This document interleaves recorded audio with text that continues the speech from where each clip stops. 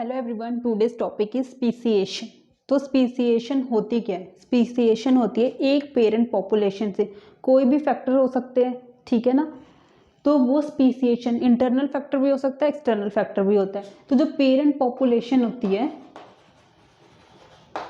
Parent population, उसी से एक न्यू स्पीशीज बन जाए, इसको ही कहते हैं स्पीसिएशन, न्यू स्पीशीज की फॉर्मेशन। अब स्पीसिएशन की टाइप कितनी है? First is sympatric speciation, next is allopatric speciation, next is parapatric speciation, और fourth is quantum speciation. Sympatric क्या होती है? सिम का मतलब होता है सेम, जो सेम प्लेस पे पेरेंट पॉपुलेशन थी पर उसमें ऐसा कुछ हुआ कि उसमें से न्यू स्पीशीज बन गई। एलो का मतलब होता है डिफरेंट, जो कि डिफरेंट डिफरेंट प्लेसेस पे पॉपुलेशन हो जाए, ठीक है। कोई एक रीजन है इसका जिससे वो दो अलग अलग जगह पे चली जाएगी पेरेंट पॉपुलेशन। और तीसरा है पैरापैट्रिक। पैरा का मतलब होता है एजिज, एक पॉपुलेशन सेम एरिया पे रह रही है, सेम जगह पे ही रह रही है, पर दो अलग अलग एजिज या थोड़ी दूर दूर रह रही है, ठीक है। और फिर होता है क्वांटम। क्वांटम होता है कि एक पॉपुलेशन है, एरिया में रह रही है, एकदम इतनी ज्यादा ग्रो कर रही है कि अचानक से पॉपुलेशन क्रैश कर जाए सारी की सारी, ठीक है। फिर उसमें से नेचुरल सिलेक्शन लगता है और फिर एकदम से एक न्यू स्पीशीज बन जाती है, ठीक है। और बाकी जो होती हैं वो सब मर जाती हैं, जो फिट नहीं होती हैं, ठीक है। तो उसमें से फर्स्ट है सिम्पैट्रिक। सिम का मतलब होता है सेम, ऐसी पॉपुलेशन, ऐसी स्पीशीज जो एक एरिया में ही रह रही थी, ये हमारी है पेरेंट पॉपुलेशन। इसमें ये इंडिविजुअल्स रह रहे हैं। और तो सिम्पैट्रिक में क्या होता है, ये एक पेरेंट पॉपुलेशन है और इसी में से यहाँ पे मान लो कुछ एरिया है जहाँ पे न्यू स्पीशीज बन रही है, ठीक है। ये पेरेंट स्पीशीज है और ये डॉट लगा लो, मान लो ये एक न्यू स्पीशीज फॉर्म हो रही है, न्यू स्पीशीज। अभी कैसे बन रही है इसकी? पहले तो किसी ने कई साइंटिस्ट ने बोला है कि क्या पता इस पे गॉस कॉम्पिटिटिव प्रिंसिपल लग रहा हो। गॉस कॉम्पिटिटिव प्रिंसिपल का क्या मतलब होता है? एक पेरेंट पॉपुलेशन, वहां पे इंडिविजुअल रह रहे थे, पर उन्होंने कहा है कि जैसे ये सेम एरिया में रह रहे हैं तो इनका फूड सेम होगा, इनका हैबिटेट सेम होगा और इनकी जो भी रिक्वायरमेंट्स है वो ऑलमोस्ट सिमिलर होंगी, ठीक है। तो इसलिए वो एक ही जगह को ऑक्युपाई नहीं कर सकते, इसलिए उनको छोड़कर जाना पड़ेगा, तो वो अलग हो सकते हैं। ऐसे एग्जाम्पल है ट्री होपर का। तो इसमें 6 सिम्पैट्रिक सिबलिंग स्पीशीज पाई जाती हैं।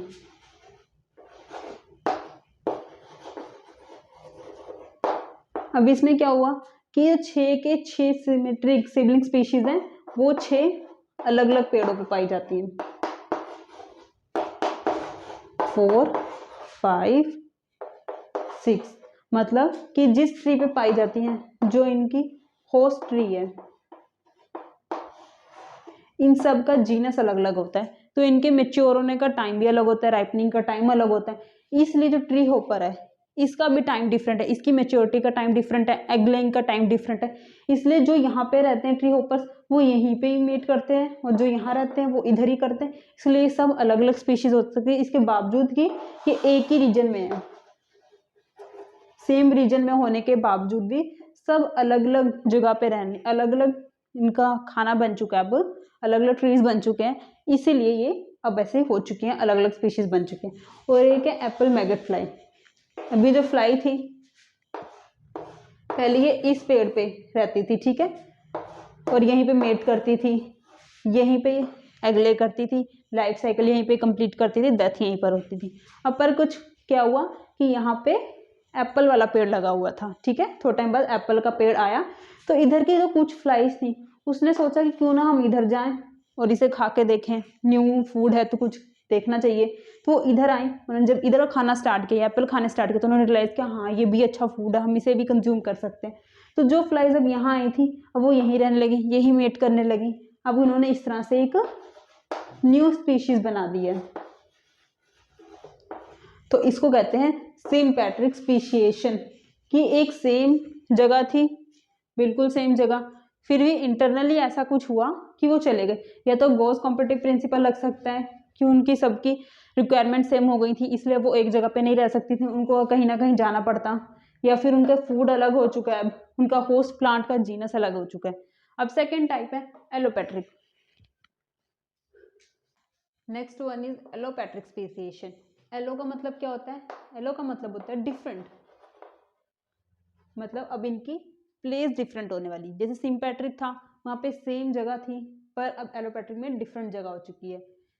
तो अब जो एक पेरेंट पॉपुलेशन थी, ये पेरेंट पॉपुलेशन थी जैसे, तो अब ये दो हिस्सों में डिवाइड हो जाएगी। पर दो हिस्सों में डिवाइड क्यों होगी? इसकी भी आगे दो टाइप है। विकेरियंट स्पीसिएशन, इसमें है कि एक पॉपुलेशन जो है due to some physical barrier, physical barrier कोई नदी भी हो सकती है, कोई पहाड़ भी हो सकते हैं, कोई दरिया भी हो सकता है, ठीक है, कोई खाई भी हो सकती है, कुछ भी हो सकता है। तो फिजिकल बैरियर आएगा यहाँ पे, फिजिकल बैरियर। फिजिकल बैरियर आने की वजह से अब इसके हो चुके हैं दो टुकड़े, समझ लो बीच में ये कोई फिजिकल बैरियर है। अब आगे इन्होंने जाना स्टार्ट किया जब, तो ये एक डिफरेंट स्पीसी बन जाएगी और ये एक डिफरेंट स्पीशीज बन जाएगी। क्यों? अभी भी है बैरियर, ठीक है, क्योंकि इसके ऊपर अलग नेचुरल सिलेक्शन काम कर रहा है, इसके ऊपर अलग काम कर रहा है। मान लो ये बहुत गर्मी में पहुंच चुके हैं, ठीक है, यहाँ पे बहुत जो है हॉट है, यहाँ कोल्ड है, ठीक है, तो अब ये उसके अकॉर्डिंग ढलना स्टार्ट कर देंगे, और यहाँ की जो स्पीशीज के इंडिविजुअल जो अलग हुए थे वो उसके हिसाब से ढलना स्टार्ट कर देंगे। तो उन पे उसी तरह का नेचुरल सिलेक्शन लगेगा, ठीक है, उसी तरह का जेनेटिक ड्रिफ्ट होगा इनके साथ। और अब चाहे अब हम इसका बैरियर हटा भी दें और इन दोनों को मेट करवा दें कि वापस जाओ एक दूसरे से मीटिंग करो, पर अब ये रिप्रोडक्टिवली आइसोलेट हो चुके हैं, अब ये एक दूसरे से मेट नहीं कर पाएंगे, ठीक है। तो क्या होता है इसमें? रिप्रोडक्टिव आइसोलेशन आ चुका है, और रिप्रोडक्शन आइसोलेशन आने का मतलब ही होता है न्यू स्पीशी, ठीक है। अब है पेरीपेट्रिक स्पीसिएशन। अब इसमें क्या होता है, एक पॉपुलेशन थी, ठीक है, ड्यू टू सम रीजंस इसी पेरेंट पॉपुलेशन में से थोड़ी पॉपुलेशन निकल गई। अब ये जो पॉपुलेशन निकली है इसने यहाँ से थोड़े एलील्स कैरी किए, ज़्यादा नहीं, थोड़े एलील्स कैरी किए, तो अब इनके ऊपर नेचुरल सिलेक्शन लगेगा। अभी कहीं दूर भी जा सकती हैं, ठीक है ना, तो इनके ऊपर नेचुरल सिलेक्शन लगेगा उस इन्वायरमेंट के अकॉर्डिंग, किसके? जिस इन्वायरमेंट में अब ये गई हैं उस इन्वायरमेंट के अकॉर्डिंग इन पर नेचुरल सिलेक्शन लगेगा, और अब ये न्यू स्पीशीज बन जाएगी। और अब अगर इसे हम वापस यहाँ पे लेके मेट भी कराना चाहेंगे तो मेटिंग नहीं होगी, ठीक है। अब थर्ड टाइप है parapatric. Third speciation is parapatric speciation. Para का क्या मतलब होता है? पैरा का मतलब होता है एजिज, ठीक है। तो इसमें पेरेंट पॉपुलेशन है, ये रही, दिस इज पेरेंट पॉपुलेशन, ठीक है। मतलब अब इसके जो ये इंडिविजुअल जो यहाँ पे रह रहे हैं और जो यहाँ पे रह रहे हैं, ठीक है, इनमें माइग्रेशन नहीं होना चाहिए, जीन फ्लो नहीं होना चाहिए। ये उस तरह की पॉपुलेशन में हो सकता है जो कि वेजाइल ना हो, ठीक है, जो हो लेस वेजाइल या फिर नो वेजाइल। वेजाइल का मतलब होता है आवारा, ठीक है। तो वो पॉपुलेशन जो यहाँ से यहाँ ना जाती हो, जो यहाँ से यहाँ ना जाती, ठीक है, यहाँ पे है तो यहीं पे रहे, यहाँ पे है तो यहीं पे रहे। इसकी एग्जाम्पल है ओथोजैंथम अडोरेटम। ये क्या है? ये एक ग्रास है। मान लो ये एक एरिया था, यहाँ पे ये सारी ग्रास उगी हुई है। अब ये जो ग्रास जहाँ लगी थी वहां पे क्या थी? माइंस थी वहां पे। तो अब इन ग्रासेस को उस टॉक्सिक से टॉलरेंट होना था, पर मान लो जैसे ये वाली ग्रास है, ये टॉलरेंट ना हो सकी, ठीक है, ये कह रही है जैसे चलता है चलते रहने दो, हमारी थोड़ी सी पॉपुलेशन कम होती है तो होने दो, तो ये नॉन टॉलरेंट हो गई। पर ये कहती नहीं, हमने अपने आप को टॉलरेंट करना है इस चीज़ से, ठीक है। तो ये हो गई टॉलरेंट टू टॉक्सिक, तो ये ज़्यादा सिलेक्ट करी जाएगी और ये अब एक न्यू स्पीशी बन चुकी है और ये अलग है, ये नॉन टॉलरेंट वाली है और ये टॉलरेंट वाली है। तो जिसमें एक पेरेंट पॉपुलेशन होती है, एजिस पे रहने वाले अपने आप ही अलग हो जाते हैं अगर उनमें जो जीन फ्लो है वो ना हो या फिर जो माइग्रेशन है वो ना हो, ठीक है। Fourth one is quantum speciation. अब इसमें क्या होता है कि जैसे हमारी एक पॉपुलेशन है, ठीक है, पर इसके लिए एक ऐसा एरिया चाहिए, जैसे हम एक एग्जांपल लेते हैं 700 स्पीशीज ऑफ ड्रोसोफिला, कहाँ पर, हवाई आइलैंड पर, ठीक है। और ये आइलैंड ज़्यादा पुराना नहीं है, सिर्फ 7 मिलियन ईयर्स है। अब इसको क्यों कह रहे हैं कि पुराना नहीं, बल्कि तो 7 मिलियन ईयर पुराना है, इसलिए क्योंकि साइंटिस्ट का कहना है कि एक न्यू स्पीसीएशन होने में 3 मिलियन साल लगते हैं, ठीक है। तो अगर एक में 3 लगते हैं तो यहाँ तो 700 स्पीशीज बन चुकी हैं, इसीलिए कहते हैं ये 7 मिलियन ईयर है। यहाँ पे इस हवाई आइलैंड पे क्या हुआ था कि यहाँ पे वोल्केनिक इरप्शंस बहुत ज़्यादा थे, तो ये जो लैंड है, आइलैंड है, वो वोल्केनिक इरप्शंस से, बहुत सारे वोल्केनिक इरप्शन हो चुके थे वहाँ पे, ठीक है। तो उसके जब सब ऑलमोस्ट हो गया तो इस हवाई आइलैंड में बहुत सारे वोल्केनिक इरप्शन हो चुके थे जिससे ये ज़्यादातर एरिया इफेक्टेड हो चुका था। पर यहाँ पे जो ड्रोसोफिला की कुछ फ्लाइज आई, ठीक है, कुछ फ्लाइज आई हैं उड़ते उड़ते, ठीक है, वो यहाँ आई हैं, इन्होंने अपनी पॉपुलेशन बढ़ाना स्टार्ट किया। कैसे? क्योंकि ज़्यादातर एरिया इफेक्ट था पर जो बचा हुआ था इन्होंने उस पर सर्वाइव करना स्टार्ट कर दिया और वहाँ पे जो बाकी एरिया था वहाँ पे इनका कोई प्रेडेटर नहीं था, इनको खाने वाला कोई नहीं था, ठीक है। तो मतलब इनके लिए इतना कंपटीशन नहीं था वहाँ पे, ना ही नेचुरल सिलेक्शन इतना अच्छे से काम कर रहा था।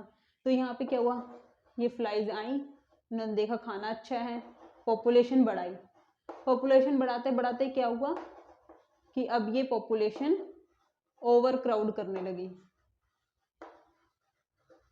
ठीक है, मान लेना यहाँ पे और भी बहुत सारी। तो ये क्या हो गया, इसे कहते हैं पॉपुलेशन क्रैश। ये जो पॉपुलेशन अचानक से इतनी ज़्यादा हो गई यहाँ पे, तो यहाँ पे फिर एकदम से क्या लगा, हमारा नेचुरल सिलेक्शन, और उसने एक न्यू स्पीशीज बना दी और बाकी जो थी मोस्टली मर गई और उसमें से जो अच्छी फिट हो सकी, जो नेचुरली ज़्यादा अच्छी फिट थी, उन्होंने न्यू स्पीशीज बनाई, ठीक है। तो इस तरह हमारे स्पीसिएशन की चारों टाइप्स हो चुके हैं, सिम्पैट्रिक, एलोपैट्रिक, पैरापैट्रिक, क्वांटम। सिम्पैट्रिक जो सेम स्पेस में थी, सेम रीजन में थी, पर कुछ ऐसा हुआ कि वो अलग हो गई, ठीक है। फिर एलोपैट्रिक क्या होती है, एलोपैट्रिक मतलब वो डिफरेंट जगह पे चल गई, कैसे, क्योंकि उनके बीच में एक फिजिकल बैरियर आ गया जिसको वो पार नहीं कर सकते थे, और जो दोनों स्पीशीज थी उन दोनों पे अलग अलग नेचुरल सिलेक्शन यहाँ वाला और यहाँ वाला काम कर रहा था, इसलिए वो न्यू स्पीशीज बन गई दोनों।